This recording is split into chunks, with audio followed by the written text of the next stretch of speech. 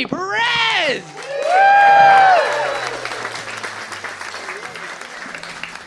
What up, folks? Hey, how's it going? Look at your faces. Have you seen your faces? I'm looking at your faces. Look at you guys. I love it. Hey, there you are. There you are. Oh, look at you hiding. Look at you. Look at everybody. I'm the kind of human that I believe you can tell a lot about a person based off of just the sound of their voice. What? This guy? Why do you? Out of all people? Like, I've only been talking for 5 seconds and somehow you guys know that I don't own a gun. How? How is that even possible, right? And it's not even that I don't own a gun, it's that even if I did, it's definitely registered, right? This man is safe. This man lives on safety. That's... I've learned to be honest with myself. That's the best part about living, man. I learned to be honest with myself, all thanks to mushrooms. Where my mushroom people at? The people are on the other side, yeah. Sometimes people ask me, what's your name? And I'm like, do you even know yours? Have you traveled inward? Do you really know yourself? Have you looked beyond the mirror? You know what mushrooms told me about myself? I really like animals. I really like animals, though. Like, I really like, I got myself a bird feeder, dog. I'm 33 years old finding out I'm bird curious. Yo, what am I?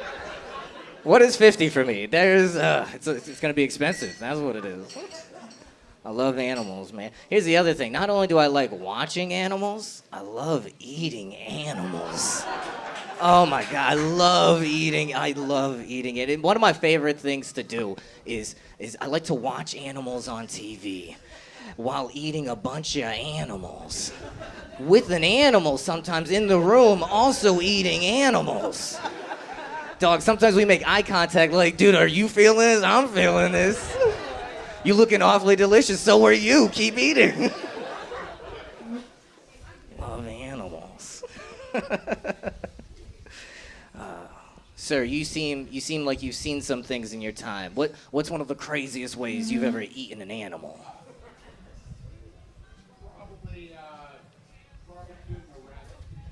Just a barbecued rabbit. Okay. Can we beat a barbecued rabbit? Do I have beating a barbecued rabbit in here? Mm-hmm. Ma'am in the back. Frog legs. Frog legs. Do we have anything more obscure? Sir? Kudu? What is kudu? Kudos to you, sir, for knowing what that word means. He's quick with it. He tried to set me up. I dunked it. I love eating animals. Oh, this is the other thing. I'm not for the violence of animals. I love eating animals, but I'm not... Like, I've eaten so many cows, and never once have I punched a cow, all right? Never once have I choked out a chicken nugget, you feel me? Like, not violent towards animals, but I still want them patties, you know? Does anybody else have that conflict? Like, I love the animal, don't want to hurt the animal, but damn, I still want them patties. I don't know what to do about that, man. Like, if it was up to me, I feel like maybe all the animals could die in their sleep. You know, that's a nice, you know what, I said that out loud, that's morbid. That's a little morbid. All right, different way. I just want animals to live a life without human interaction. I want them to live their full life, but I still want them patties at the end of the day. You know what I'm saying? Like if a husband cow comes home from work a little too early and he catches his wife in bed with the neighbor cow, and the next day there's just a family worth of patties, I'm down. I'm down. I won't ask any questions. You do you, Doug. Was that too much? We could dial it back a little. All right, say your cow's really adventurous. They like doing things like rock climbing, but they're not good at tying knots. All right? Just give me them patties. Also, I'm a fan of vegans. Vegans they're like the opposite side of the coin. Like, we can't all enjoy our lives, you know? And vegans, they got a lot of money, dog. They spending a lot of money on food that ain't really food, you know? I want to get in on that, dog. I do. Like, if we're not eating the real animal, why are we stopping at chicken wings? You feel me? That's why I want to open up my own vegan restaurant. It's going to be an exotic vegan restaurant, right? You go to my restaurant, you're getting vegan panda. Vegan bald eagle for the patriots. Dog, if you adventurous, I'll give you some vegan human. What's up? What's up? I'll give you the real exotic experience, too. You got to go to the back of an alley, knock on a speakeasy, they'll slide it open like, what's the password? You'll be like, I can't believe this isn't illegal. They're like, get in here. It's just a bunch of grandmas going, I'll take the vegan baby cheeks, please. Mm-hmm. Some of my jokes are adorable, aren't they? Yeah. We gotta be careful what we do with animals, man, because sometimes I feel like they're catching on. Like, I feel like they're observing. They're watching us, just a little bit. Just a little bit. I found out about this animal called the Komodo dragon. Now, what this is, it's a big lizard. And what it does is it bites its prey, infects it with bacteria. Then it hangs back for hours to days on end, just waiting for the bacteria to kick in and knock its prey out. And that's when it makes its move. Dog, you telling me nature has its own frat boy? What? What college? What college? You know it's a frat boy based off of how it eats its prey, too. Like, it turns its hat backwards. Well, starts taking some pictures, you know, to show the other pledges how a real dragon does it. That's a future senator right there. All Komodo dragons are future senators. Respect your Komodo dragons. Animals are interesting. Animals got me thinking about stuff like how the world works. You know, like, all right, roll with me on this one. Dogs can see in 2 layers of colors, right?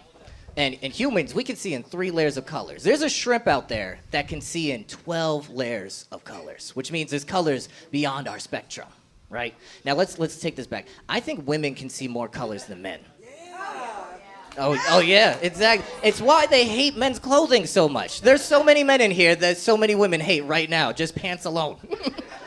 So many. And I think it's because their eyes are designed differently. Like, they can see deep into the fibers of things. Dog, you ever been to Sephora?